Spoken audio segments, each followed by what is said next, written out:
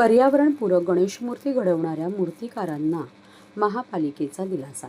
ठाणे महानगरपालिकेकडून यंदाच्या पर्यावरणपूरक गणेशोत्सवासाठी शाडू माती तसेच पर्यावरणपूरक साहित्य वापरून गणेशमूर्ती घडवणाऱ्या मूर्तिकारांना मोठा दिलासा देण्यात आला आहे.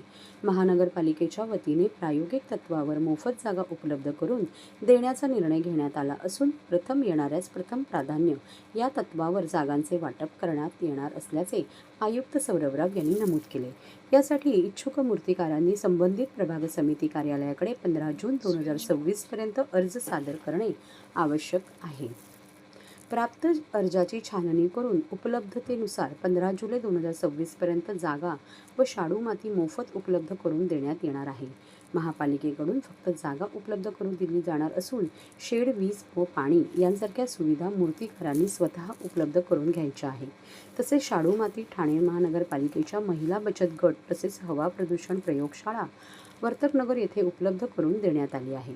पर्यावरणपूरक साहित्य आणि शाडू मातीपासून मूर्ती घडवणाऱ्या मूर्तिकारांनी जागेसाठी अर्ज केल्यास ते स्वतः मूर्तिकार असणे बंधनकारक असून तसे हमीपत्र त्यांनी महानगरपालिकेला देणे बंधनकारक करण्यात आले आहे.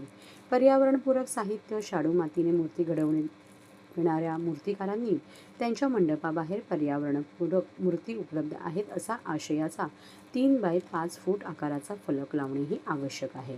पर्यावरणपूरक साहित्य शाडू मातीने मूर्ती घडवणाऱ्या मूर्तिकारांना या वर्षासाठी प्रायोगिक तत्त्वावर महानगरपालिकेने निःशुल्क उपलब्ध करून देण्यात आलेली जागा नवरात्र उत्सवपर्यंत उपलब्ध राहणार असून त्यानंतर पुन्हा महानगरपालिकेच्या ताब्यात देण्यात यावी असे धोरण महानगरपालिकेने निश्चित केले आहे.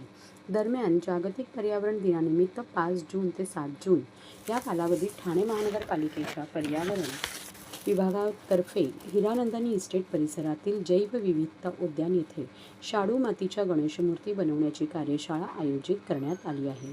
ही कार्यशाळा सर्वांसाठी खुली असून नोंदणीसाठी http://forms.gle या लिंकवर नोंदणी करावी असे मुख्य पर्यावरण अधिकारी मनीषा प्रधान यांनी नमूद केले आहे.